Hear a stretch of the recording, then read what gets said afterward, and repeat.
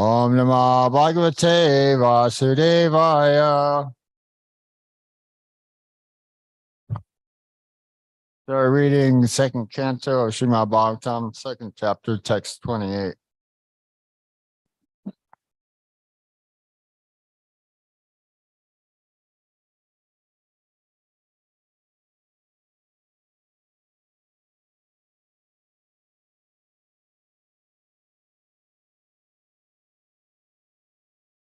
Tato Visesam Pratipadya Nirbayas Tenatmanapo Anala Murti Atvaran Jyotirmayo Vayum Upetya Kale Vyav Atmana Kam Brihad Atmalingam Tato Vishesam Pratipadya Nirbayas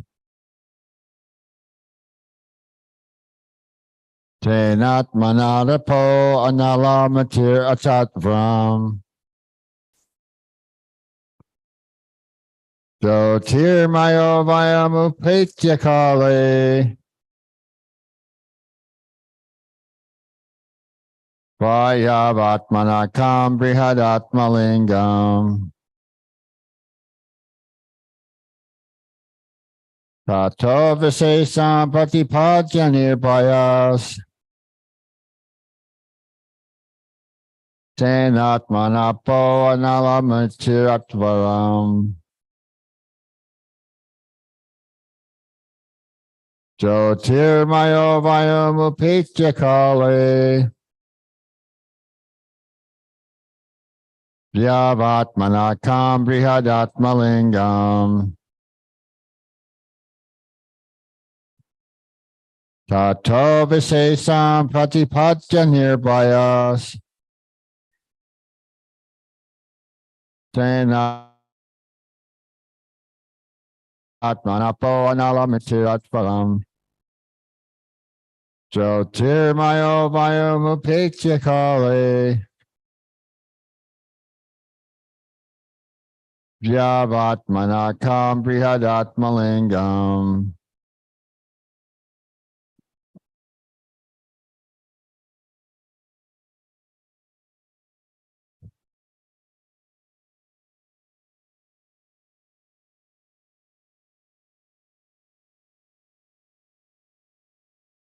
Tato Visesam Pratipadya Nirbayas Tenatmanapo nalamurtiratvaram Tenatmanapo Analamatir Atvaram Jyotirmayo Vayamupetya Kale Jyotirmayo Vayamupetya Kale Vayavatmanakam Brihadatmalingam Vyavatmanakam Brihadatmalingam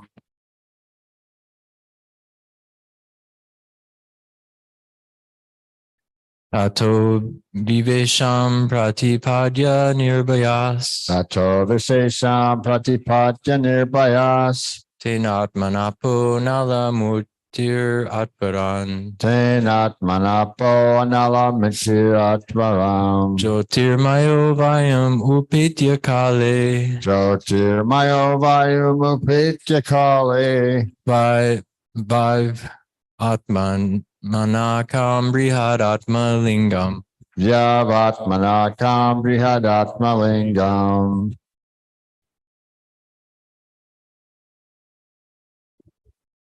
Tato Vishesham Pratipadya Nirbayas Tato Visesam Pratipadya Nirbayas Tenatmanapo nalamurtiratvaram Tenatmanapo Analamatir Atvaram Jyotirmayo Vayamupetya Kale Jyotirmayo Vayamupetya Kale Vayavatmanakam Brihadatmalingam Vyavatmanakam Brihadatmalingam Tato Vishesham Pratipajya Nirbayas Tato Vishesham Patipadya Nirbayas Tenatmanapo Nalamurti Arvatan Tenatmanapo Analamachiratvaram Jyotirmayova Yumupetya Kale Jyotirmayo Vayumupitakali Vaigatmanakam Brihadatmalingam Vyavatmanakam Brihadatmalingam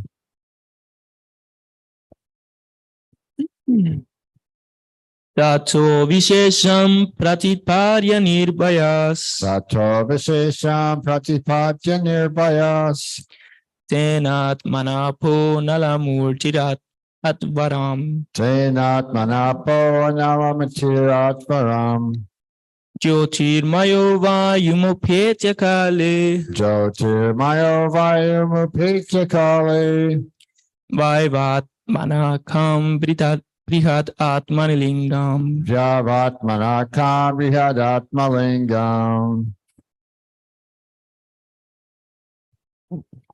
Tato Vishesham Pratipadya Nirbayas Tato Vishesham Pratipadya Nirbayas Tenatmanapo Nalamurtiratvaram Trenadamadapo Analamitiratvaram Jyotirmayovayamupektikale Jyotirmayo Vayumupitakali Vaivatmanakam Brihadatmalingam Vyavatmanakam Brihadatmalingam Vishesham Pratipadya Nirbayas Tato Vishesham Pratipadya Nirbayas Tenatmanapo Analamitiratvaram Jyotirmayo Vayumupitakali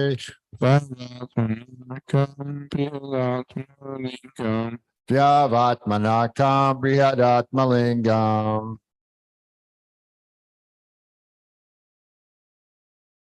Was that everybody ever chanted? Anyone like to chant online? Oh, we do the word by word synonyms. Do you want to chant? Did you already chant? No, okay. You raised, okay.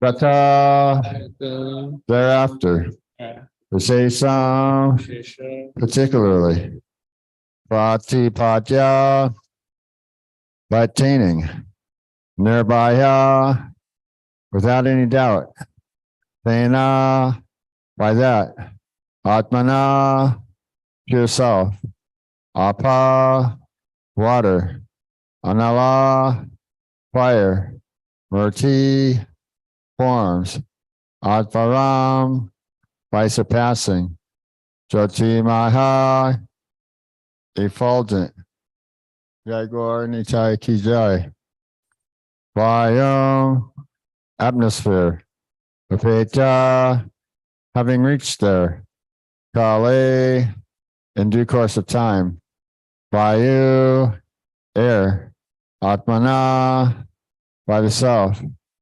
Kam ethereal, Brihat great, Atmalingam the real form of the self. Translation and purport by His Divine Grace A.C. Bhaktivedanta Swami Srila Prabhupada. After reaching Satya Loka, the devotee is specifically able to be incorporated fearlessly by the subtle body in an identity similar to that of the gross body, and one after another, he gradually attains stages of existence from earthly to watery, fiery, glowing, and airy until he reaches the ethereal stage. Report. Anyone who can reach Brahma Loka or Satya Loka by dint of spiritual perfection and practice is qualified to attain three different types of perfection. One who has attained a specific planet by dint of pious activities attains places in terms of his comparative pious activities. One who has attained the place by dint of Virat or Hiranyagarbha worship is liberated along with the liberation of Brahma. But one who attains the place by dint of devotional service is specifically mentioned here in relation to how he can penetrate into the different coverings of the universe and thus ultimately disclose his spiritual identity in the absolute atmosphere of supreme existence. According to Srila Jiva Goswami, all the universes are clustered together up and down, and each and every one of them is separately sevenfold covered. The watery portion is beyond the sevenfold coverings, and each covering is 10 times more expansive than the previous covering. The personality of Godhead, who creates all such universes by his breathing period, lies above the cluster of the universes. The water of the causal ocean is differently situated than the covering water of the universe. The water that serves as covering for the universe is material, whereas the water of the causal ocean is spiritual. As such, the watery cover mentioned herein is considered to be the false egoistic covering of all living entities. And the gradual process of liberation from the material coverings, one after another, is mentioned herein, in the gradual process of being liberated from false egoistic conceptions of the material gross body, and then being absorbed in the identification of the subtle body, till the attainment of the pure spiritual body in the absolute realm of the kingdom of God. Srila Sridhar Swami confirms that a part of the material nature, after being initiated by the Lord, is known as the Mahatattva. A fractional portion of the Mahatattva is called the false ego. A portion of the ego is the vibration of sound, and a portion of sound is atmospheric air. A portion of the airy atmosphere is turned into form, and the forms constitute the power of electricity and heat. Heat produces the smell of the aroma of the earth, and the gross earth is produced by such aroma. All these combined together constitute the cosmic phenomenon. The extent of the cosmic phenomenon is calculated to be diametrically both ways, 4 billion miles. Then the coverings of the universe begin. The first stratum of the covering is calculated to extend 80 million miles. And the subsequent coverings of the universe are respectively of fire, effulgence, air, and ether, one after another, each extending 10 times further than the previous. The fearless devotee of the Lord penetrates each one of them and ultimately reaches the absolute atmosphere where everything is of one and the same spiritual identity. Then the devotee enters one of the Vaikuntha planets, where he assumes exactly the same form as the Lord and engaging in the loving transcendental service of the Lord. That is the highest perfection of devotional life. Beyond this, there is nothing to be desired or achieved by the bhakti yogi. So yeah, these are some really nice verses. So I was listening to, I believe it was Daniel Goswami, but there's some lectures on this verse. And so, yeah, he mentioned a few things. I believe I mentioned this before, is that he mentioned that previously in first canto of Srimad Bhagavatam, we read and heard how Miraj Yudhisthira, he relinquished everything material that was related to the material body and not to the spiritual soul, and headed for the north, right? And it was there that he entered his mind into life breathing like that, and then in this way, as pure spiritual soul, you know, he got rid of false egoism into the amalgamating the total material ingredients. Life, it was air into life into, and then the mind. So there's a specific structure what he did. So here also, they're also explaining how Prabhupada explains that the highest perfection of yoga, the highest perfection of a yogi, is devotional service or devotee. So Prabhupada was mentioning here, there's 3 different stages that someone can attain. If he attains Satyaloka, then he, by dint of karma, by dint of pious activities, then he achieves the heavenly planets. And then if one attains Brahma Loka, the great brahmacharis and great sannyasis who have practiced celibacy their whole entire life, they become eligible to enter into Brahma Loka. So then they become liberated at the end of Brahma's life when Brahma becomes liberated. And Brahma lives it's like 3 trillion years, the whole life of the duration of a whole universe. So these are long durations, period of time. But then by dint of devotional service, one penetrates the coverings of the material universe and of the Mahat Tattva and enters the ego, gives up the false material ego into the total causal ocean, the total subtle ingredients of the Mahat Tattva, and this pure spiritual soul goes to Krishna Loka. So he mentioned a couple of things. He said that he was in a college program before he joined in New York, and the New York devotees were there, and he was talking about how Bhavananda was there. And he was explaining the process of attaining the Bhakti Lata Bij.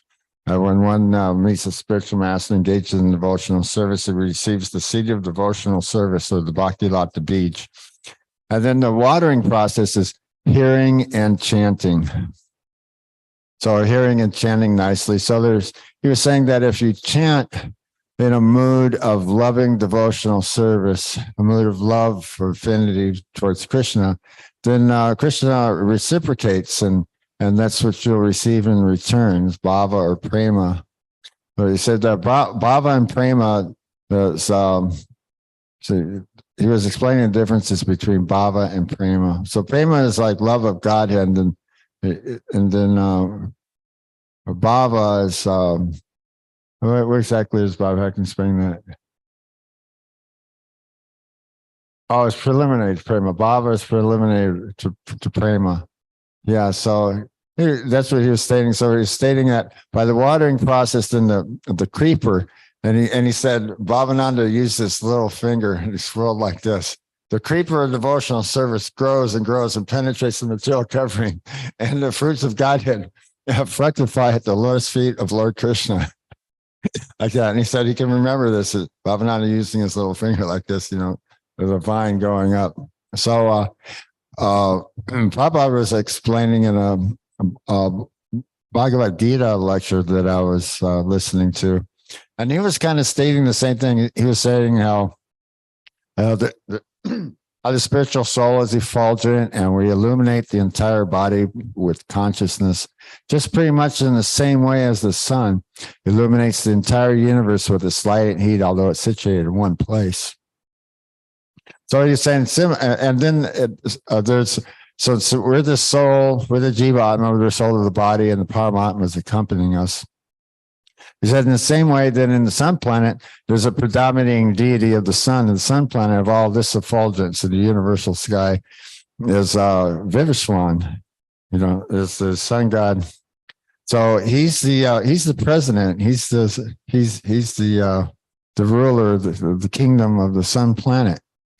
So he's saying similarly, also in the same way, Krishna, he's the supreme ruler. It's the predominating deity of Krishna Loka, the supreme highest spiritual planet. And it's also self-effulgent, and its rays are the Brahman Jyoti, within which such spiritual rays of expansive spiritual light is unlimited Vaikuntha planets, where there are unlimited forms of the Supreme Personality of Godhead. He's being served here. Prabhupada was mentioning they assume a Swarupa city, where they assume the same form and features of the Lord, four-armed Narayan, and they engage in their devotional service. I believe there was a painting or something like that of all the devotees with the Swarupa city, four-armed forms, and I believe they're sweeping the street, and they're like doing so much devotional service. Right? Did you see that picture? Oh, okay. Yeah, there was a painting like that where they're all four-armed forms. Right? In fact, they were saying the demigods see the inhabitants of Jagannath Puri as having assumed the same form features of the Lord with 4 arms, forms Narayan. I believe that's in Nectar of Devotion. He mentions that. So he's saying, so Krishna is the supreme presiding deity of Krishna Loka. And so we can go there and associate with Krishna. His highest benediction is given by Sri Chaitanya Mahaprabhu in the Kali Yuga. Harinama, Harinama, Harinama, Eva Kevalam. There's no other way in this this fallen age Kali Yuga except for chanting the holy names, and it's expressed 3 times. So when somebody says something 3 times, then they're trying to make it known clearly, you know, that specific instruction or that specific detail. Nasteva, Nasteva, Nasteva Gatiranyata. So there's no other way, no other way, no other way but chant the holy names. So he is explaining the names of the Hare Krishna Maha Mantra. It's specific. It's structured. You know, the way that the Hare Krishna mantra is written. You know, in the structure, the names of Hare, Krishna, and Rama. So he's stating by chanting the Hare Krishna Maha Mantra in a structured, systematic fashion, right? In a devotional, loving mood towards the Supreme Personality of Godhead, then the Lord will reciprocate. Our Bhakti Lada Beach will be nourished by the watering process of properly chanting the holy names, and then one will attain bhava and prema. So what's taking place here? We're explaining how the yogi. He also explained something. You know, they didn't go into like the details, like exactly what the yogi was going through. You know, because we know what we're going through. You know, we have to control our minds. You know, we can think of like so many different things. So we bring our mind back. So by practice this, by constant practice and by detachment, then the mind becomes more and more steady. And I can tell you this, that when your mind's not wandering, it's conspicuous by its absence. You know, it's like, gee whiz, I haven't thought about any weird stuff lately. You know, you kind of like notice it, so it's conspicuous by its absence. So it becomes more and more steady, longer periods of times when mind's not wandering. And, you know, we can just be happy and in Krishna consciousness, happy in our devotional service, like that. And so what he was explaining here is that creation, how creation comes into being. There's the Mahat Tattvas from the subtle form. It's carried in its a subtle, unmanifested state. And so then it becomes manifested. The material world, Mahatattva, is eternally manifest and unmanifest, or visible and then not visible. It exists, but just not visible, right? In its subtle form. Subtle manifestations, then subtle manifestations come into being, come into form. So then from the false egoistic principle comes the intelligence, and there's mind. So that you have the subtle body, but from here they're explaining from the egoistic principle, ahankara, comes a ethereal sound, right? So it's also explained how as creation begins, for the sound needs an organ to receive it. So the ears, or the organ of perceiving sound, was also created. And so then there's air, which is the fire of which is the element of sensation, the tactile sense, right? So then along comes the organs for sensation, and then comes heat and light. So that's fire, or the sun was created, and so then form, the eyes, to be able to perceive form. So in each of one of these elements, now fire also has the element of sound, which ether produces. It also has the element of sensation as heat. right? As as air manifests. And so then it has an added feature to it, as its characteristic quality of its element is light and heat, vision, so that you can see. And so then the next element is water. Now, water also contains the sound of the water, drip, drip, drip for big giant waterfall, right? So it has the sound, and you can feel it. It feels wet. You can feel it if it's cold or if it's hot, right? And so then, and you can see it. It has form, right? And so it has its element of taste, which the other elements don't have, right? So it has taste. So then the next element from fire comes earth, and the earth contains its characteristic element is odor. As Krishna states in Bhagavad Gita, I am the original fragrance of the earth, like that. And so, Prabhupada was also mentioning that we have so many different types of seeds, right? But here's the earth. It's just earth. It's just dirt, right? It has the nutrients. It has everything in it potentially to produce the fragrance of the roses, right? Or to produce the fragrance of the grapefruit on the grapefruit trees, right? So it has all of the ingredients, all the nutrients, everything is in the soil to produce this. Prabhupada said, can you take some soil? Can you take the elements? And can you produce this fragrance of roses? Make some nice scents, make some fruits and vegetables. So this they cannot do. This is impossible. So this is God's work. So, and you have to go through the proper process, right? Well, the proper process of agriculture.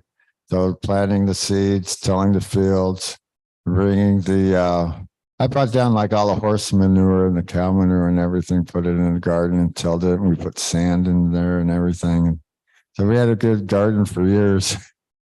But yeah, so you till the soil and plant the seeds, and you need irrigation, you need water. So that we're saying that past societies that were agricultural, they were alongside the rivers because they can easily be irrigated. Bring the water into your fields. I saw the rice paddies. The rice paddy fields in India, where we're in Mayapur and we're going to all the different holy places on Parikram. And there's, although they were filled up with water, there were like sections and there was water and there's some sort of, you can see there's some stuff growing, but there are rice paddies like that. So, from earth now contains the fragrance, and it has taste, and it has form, and you can feel it, and you can hear it. So those are all of the elements. So what they're saying now is when the yogi is giving up his material identification with his body, giving up all things material, right? From it goes backwards, so that you can penetrate these coverings the material universe.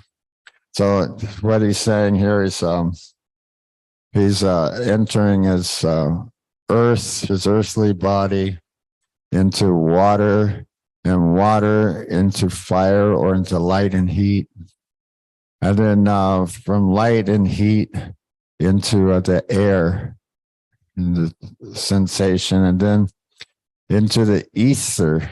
It becomes ethereal. Right, very, very fine material element where sound is contained. And then he gives that up.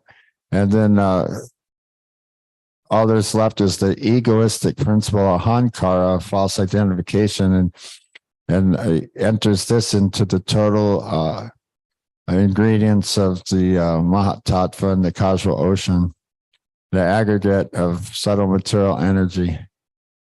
Then as pure spiritual soul, is qualified to what Prabhupada says, fearlessly pass through the material ingredients, which, what do you say, 80 million miles, and then each one is 10 times thicker than the next.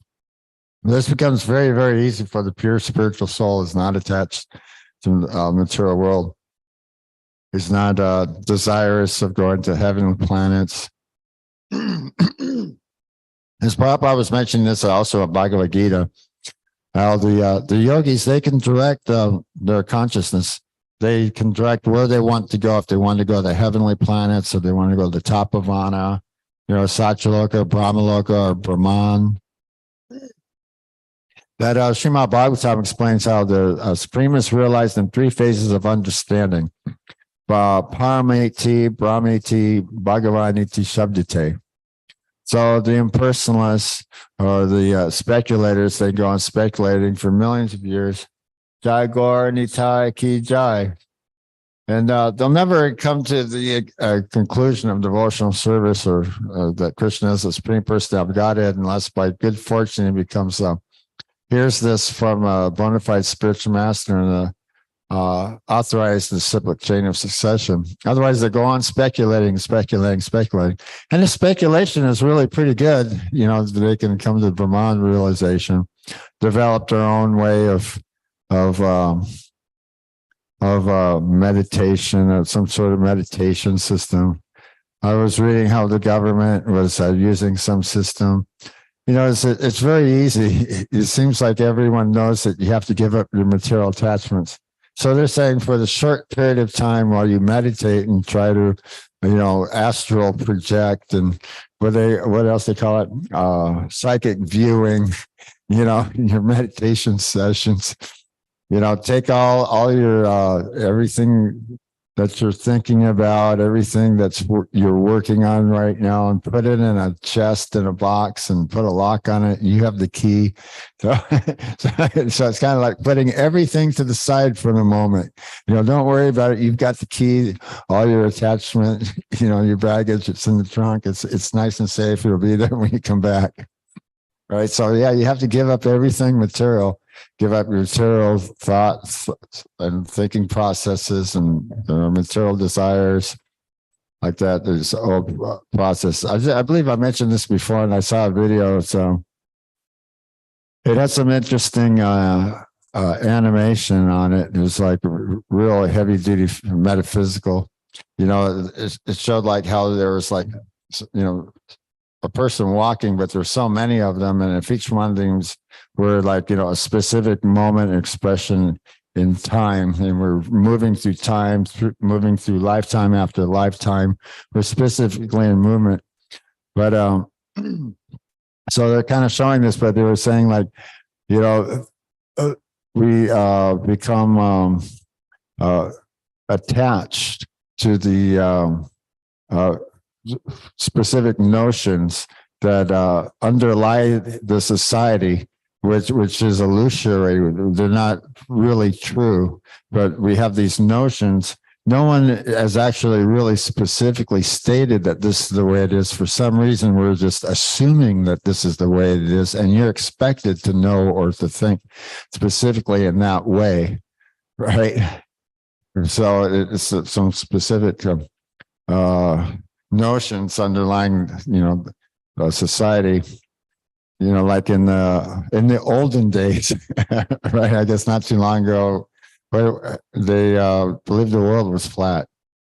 During the days of Christopher Columbus, at least, right? They believed the world was flat. But now, if you say, "Oh, the world is flat," they're going, "No, it's not. It never was in the first place," right? But everybody knows the world is round. What are you talking about? That's what they ask a person in a mental hospital. They said a person with mental difficulties, a person who's kind of crazy, is saying he doesn't know who the president is and he doesn't know what day it is. So that's what they ask him in the mental hospital for their evaluation. Ask them who the president of the United States is, and ask them if they know what today's date is, if they know what the day is. Like that. So Prabhupada was saying that a crazy person is a person, he does not know who he is, right? So He's saying we're all crazy persons. We're wandering around the asylum in the material world, right? There's a prison in the material world. And I mentioned this before. There was a drawing. It was in As It Is newspaper that was being distributed. And they had this picture. There's Srila Prabhupada, he's standing outside, and there's these prison gates, or what do you call them? The prison bars. And there's all these people on the other side, and they're all crazy and insane, and it looked like complete carnage or havoc, or look like a riot in there or something, right? And they're doing all sinful activities. And then it had the rules, right? You must engage in illicit sex. You must eat meat. You must take intoxication. You have to take intoxication. Otherwise, you can't stay sane if you don't take intoxication. And everybody knows that when you come back down, there's all your problems, and they're still there. You just made everything worse. Right? So then, what was that? Oh, and you must gamble, right? And then, and then another sign said, "Do not talk to the swan-like man." He'll liberate you. He'll tell you not to follow the rules of the material world, but to follow the rules of Krishna and get out of prison like that. So there's Prabhupada said, a drowning man cannot help another drowning man.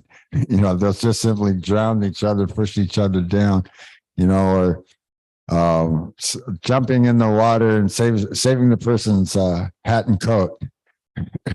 Okay, I saved them. But no, it's just his hat and his coat. It's the same thing if you're only doing good only for the material body, for the materially attached person, then you're not doing much good. It was compared to Bhagavad Gita as someone who's neglecting the spiritual soul, which is compared to a bird in a cage, and is doing a good job at polishing the cage.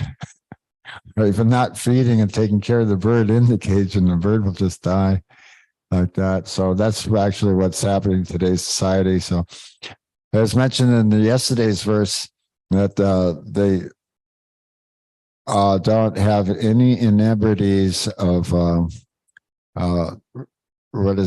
negative emotions, but except for the fact that they're compassionate for those who are still suffering in the material world, still engaging in birth, death, disease, old age.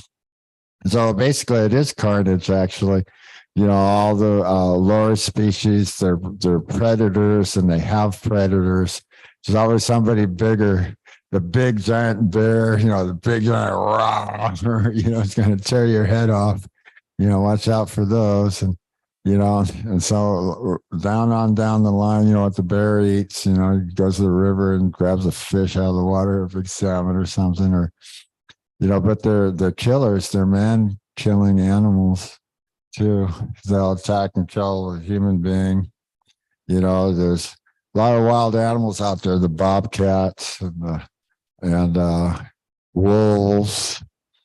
And in India, there's the tigers and lions. Prabhupada was saying that, on the platform of the dream and dreaming, one can dream that they're being eaten by a tiger or a lion. And you can scream out and cry out, "Oh, help me, lion, tiger, help me." Right? Somebody wakes you up and says, "Oh, where's the lion? Where's the tiger?" Then you can understand, oh, it was only just a dream.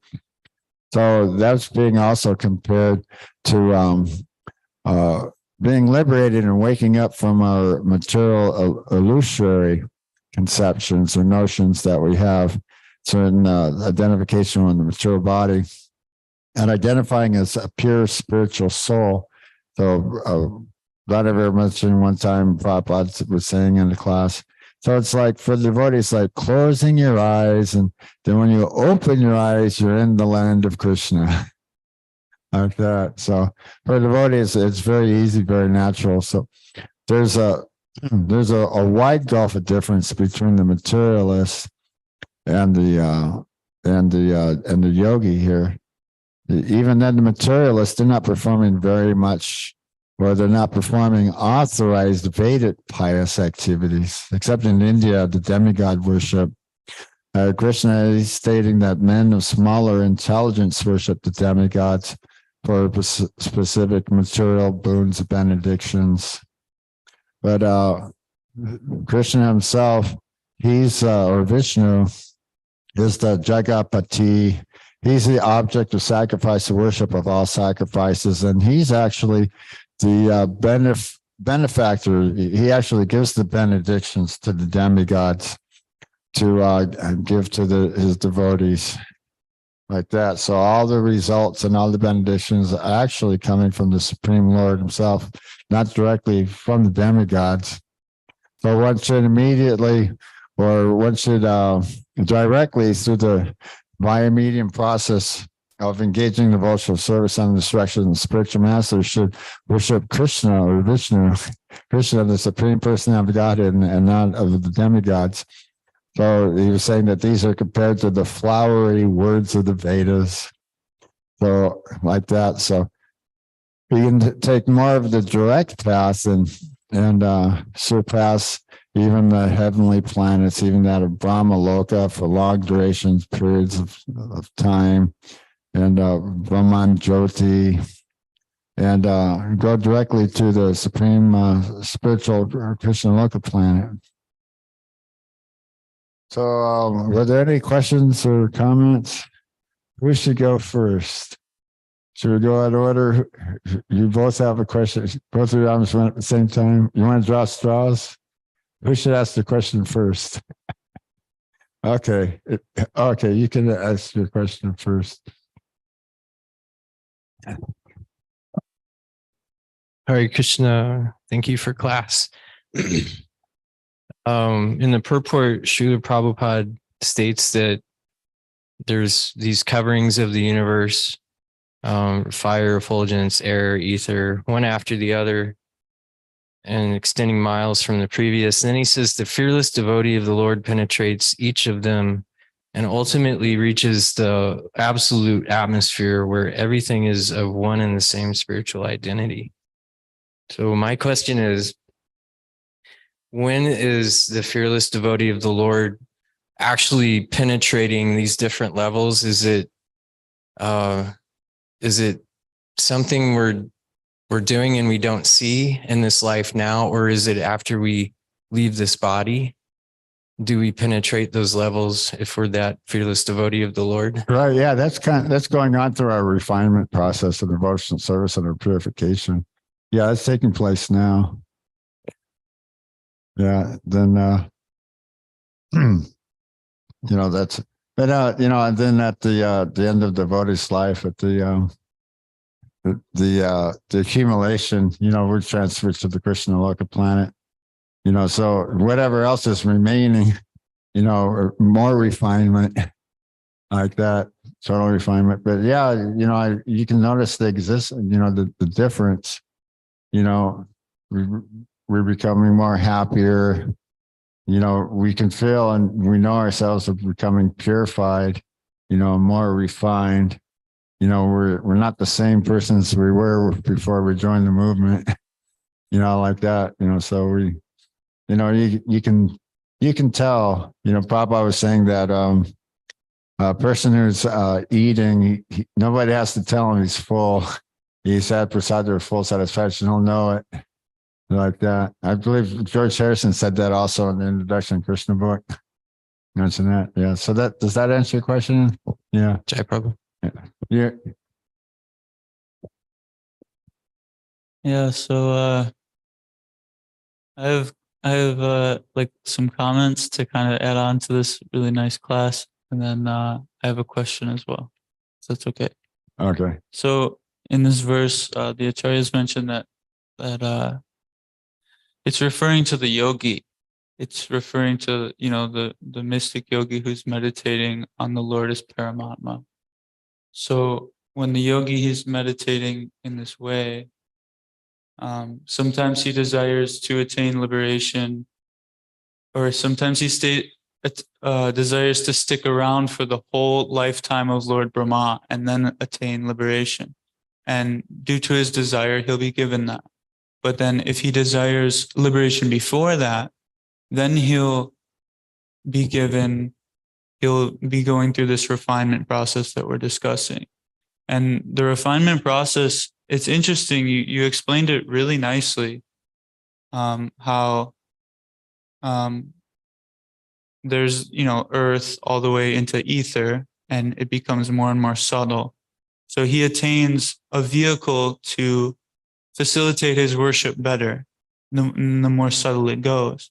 And even after ether, after he's attained ether, then he will attain a form called, I believe it's Atma Bhuta Lingam, which is a spirit soul. Like he's attained something even more subtle than ether, where he can worship the Lord through Paramatma, like very direct relation to Paramatma, where it's like, the same subtle nature as Paramatma would be, that kind of vehicle, So the yogi, he attains more and more subtle things.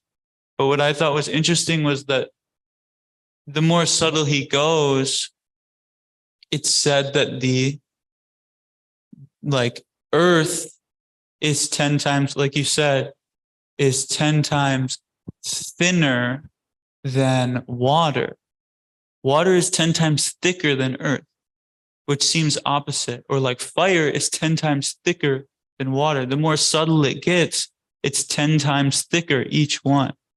So this is kind of difficult for me to understand, because it feels like it would be the opposite way, because earth seems, thicker. More dense. Yeah, It's more dense. The more subtle it gets, the wider, the more expanse it becomes. Yeah. So maybe it compensates. It compensates for its density. More space. Like that. Less density, more space. That's a good way to think of it. So was that your question? Oh yeah, just kind of well, just accept the the descriptions that are given here, good way to think about it. And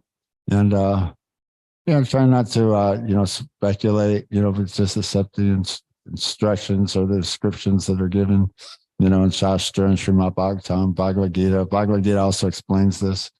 What's the verse? Bhumi, Apu, Vayu, earth, water, fire, air, ether, mind, intelligence, false ego. Altogether, these comprise my 8 material separated energies.